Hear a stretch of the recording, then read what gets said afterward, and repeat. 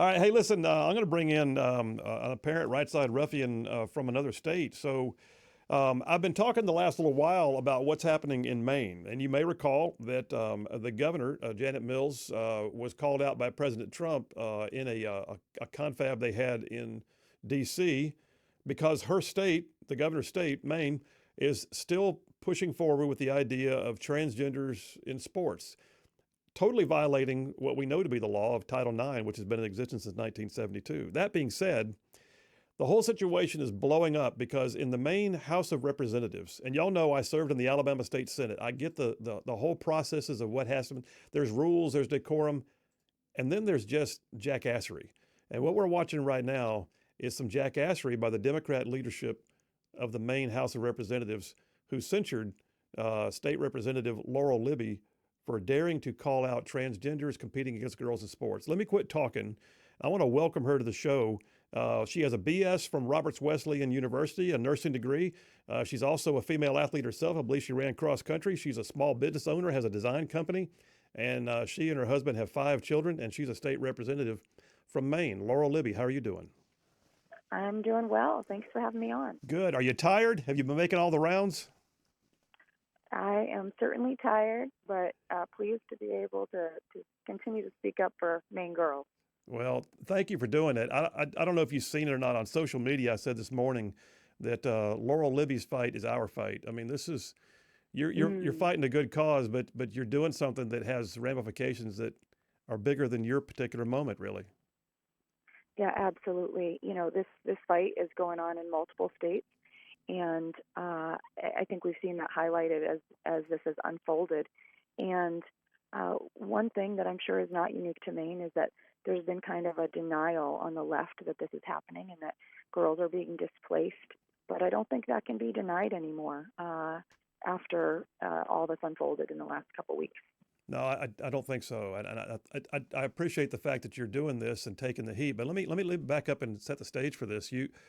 You're being censured by the House, and by the way, it appeared that Republicans largely got your back. It was a 75-70 vote. I'm not aware of any Republicans that voted against you. Did any Republicans vote against you on that censorship? No, they did not. It was a party line vote. Republicans voted against it. Okay. Yeah. All right. That being said, you're being basically slammed because you merely posted something on your Facebook page. And am I not mistaken in saying this was a public event in which the kid who got the medal, the transgender boy, was standing on the dais having his picture made because he won an award, and then all Correct. you did was post the picture and say this is wrong. Am I correct? Yeah, I actually didn't say this is wrong. I simply posted the facts that he had participated the year before as a boy and won 5th place at a regional meet, and then that he had participated this year as a girl and won the state championship. This is just so messed up. How did it come to the attention? I mean, did a member of the body complain about you? Did someone file an ethics violation complaint against you? How did it get to the attention of the Speaker of the House? It got to the attention of the Speaker of the House pretty quickly. It certainly did go viral, and so I don't think he could have missed it. And so on Tuesday, the day after I made the post, I got a call from the Speaker. Well, first an email, to which I did not respond because the request was take down the post. And so he called me and requested that I take down the post.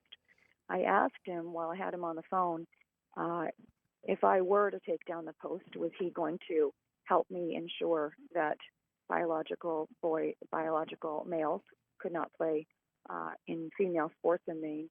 And strangely, I couldn't get a commitment on that. So we agreed to disagree, and I left my post up. Well, good for you. This is a freedom of speech issue, in my opinion. I'm an attorney, and this is a freedom of speech issue. This is absolutely a constitutional issue. But one of the things that really galls me in all this, too, is part of the censorship is not just that you've been called out and reprimanded and made to stand in front of the dais and have him look down on you from the dais and while he read out the grievances against you, but they've also said you're not even allowed to speak or vote. How can they deny an elected official the right to speak or vote on the House floor? Well, that is an excellent question, and that is a question that I'm looking forward to digging further into, because I don't believe that Speaker Facto actually has the right, according to the Maine Constitution, to do that. And so I am looking into options for a remedy for this situation because in the meantime, my constituents are left without a voice That's and a right. vote by a simple majority vote. That's and to me that's part of what I don't know if you have any plans for litigation on this. In fact, you're welcome to tell me if you do.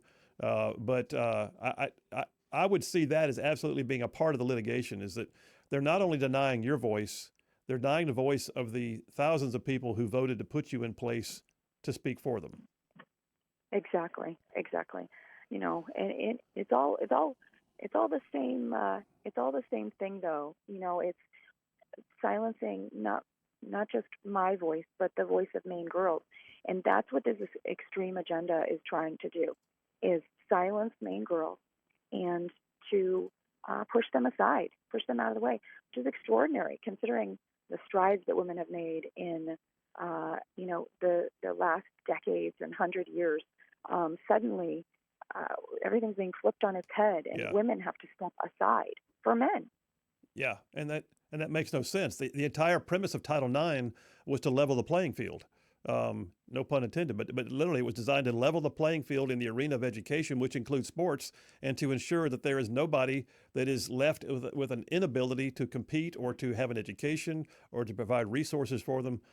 I mean, Title IX's been the law of the land since the 70s, and here we are. Well, so let me ask you this. I saw that Attorney General Pam Bondi has put 3 states on notice, one of which is Maine, that they risk federal funds and they also risk potential litigation if they don't resolve these policies that you're standing up against.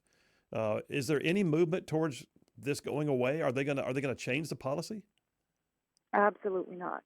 Governor Mills and the legislative Democrats are 100% dug in, bizarrely, with the 20% of folks who believe that biological males should be participating in girls' sports.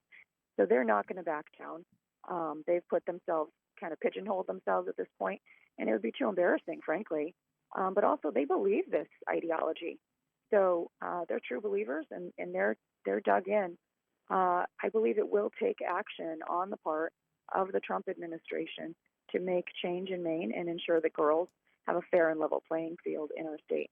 Unfortunately, you know, it is it's bad for Maine in the short run and the long run because Governor Mills intends to spend our tax dollars to fight for this policy that Mainers don't want and that is going to prevent Maine from receiving critical education funds. Well, I can't help but think that the tide of public sentiment is actually against them. I mean, I realize they're the ones who have been elected to the positions they're in, and they have the majority at the moment, although it's not that big of a majority. But by the way, am I correct? Did I see a video? Was Governor Mills dancing at a drag show where kids were present not long ago? Was that real? The video is real. I don't know who was present or not present, but the video is definitely real. And, you know, I have to say right there, Maine is getting known for all the wrong reasons these past couple of weeks. It's really unfortunate. I do want to highlight it is a wonderful state with lovely people and amazing scenery. And everyone should come visit in September. It's the best month. But getting known for, you know, whether it's Governor Mills' outbursts or dancing or the fact that the liberal left are pushing for these extreme policies, it's not what we want to leave as an impression of our state. No, you're totally right. And I've not had a chance to visit Maine myself, although it's been on my punch list. But I used to live in California, and I can tell you, I know for a fact that all of California is not San Francisco, and I know that literally all of Maine is not what's happening in the capital in Augusta. So, I get that, and I appreciate it. Listen, we got to take a quick break right now. If you don't mind, can you hold on during the break? We'll come back and we'll wrap this up. And I certainly appreciate your time. I know you got another studio you're trying to get to, but we'll wrap this up in just a minute. Is that okay? You bet. All right. We're with Maine State Representative Laurel Libby, who has made national waves by taking a localized stand against something that is wrong on a grand scale. Phil Williams, Rightside Radio. Y'all stay tuned. We will be right back. And we are back. Phil Williams, Rightside Radio. Solid conservative, just plain right. Just saving the world, one soundbite at a time. All right, we're going back to the phones right now with a state representative from the state of Maine, Laurel Libby, who has been basically standing up for, standing up for common sense if you get down to it, but also standing up for women, for the girls of Maine, and really, I'd say for people outside the state of Maine by taking the stand. She has been now censured in front of the body of the state house and told she cannot even vote or speak on the House floor until such time as she's willing to make a public apology. There are layers of jackassery going on here, but Laurel Libby's on the phone right now. Representative Libby, I want to ask you. Now, you've been in the mix. I mean, you and I were both Club for Growth fellows, which means that I know that you've got really solid conservative bones. But you've been in the mix on things like you were in a lawsuit a few years ago, for fighting for basically freedom of speech. You were one of those who lost your committee assignments because you dared to not wear a mask during these draconian COVID restrictions we had, and now you got this going on. Do you just like a fight? I sometimes the fight finds you. Well, I asked that, tongue in cheek, but let me ask you this. With the last couple of minutes we got together, I tell my audience all the time that getting in the mix is sometimes what we have to do when it's things that are bigger than us and it's important. And I wonder if you got a message in that vein that you could say to people down here in the Southeast. Yeah, this is a fight that's much bigger than Maine, and it's great that it is garnering the national attention that it is, because it needs to be addressed and stamped out anywhere that it exists. Biological males do not belong in female sports, and that ideology that is replacing women and diminishing their accomplishments and pushing them out, and then also telling them that they can't even be upset about it or they're a terrible human being. That just is unacceptable. And we cannot allow the next generation to grow up thinking that's truth. So it's incredibly important that we all speak up for girls and for truth. Well, absolutely. And then, and I know you're also a mom. You got, if I saw it right, you have 5 kids. Yeah. I mean, I'm sure they're watching Mom right now, and there's a life lesson in this. Yeah, absolutely. They've learned a lot in the last 5 years or so, and the things that come out of their mouths sometimes surprise me. My second youngest gave me a lecture on inflation recently while playing Monopoly, I believe. Oh, raising them right. Well, listen, I got to ask you too.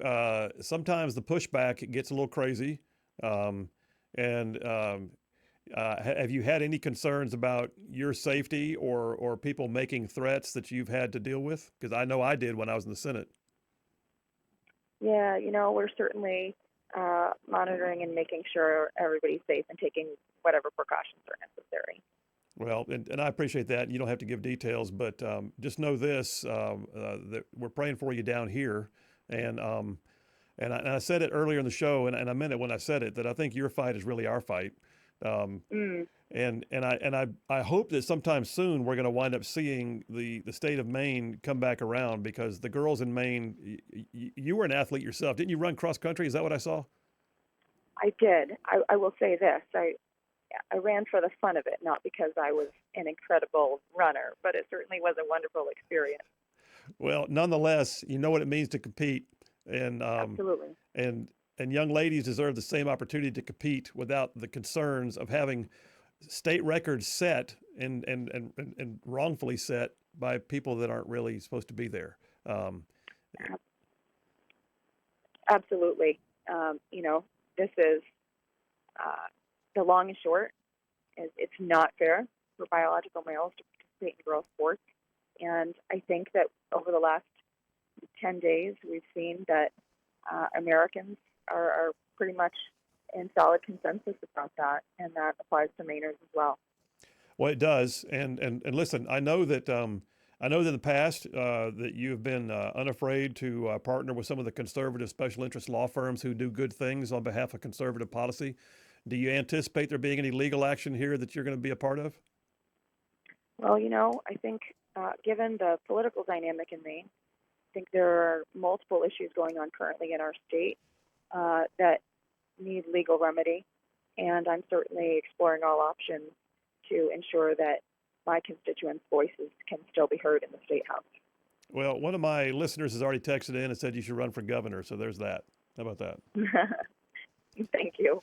Well, listen, Laurel Libby, representative from the great state of Maine, thank you for what you do. Thank you for being in the fight. Thank you for being what down here we call a right side ruffian. And we want to stay posted on this, okay? Absolutely. Thanks so much for having me All on right. today. Have a great day. Take care.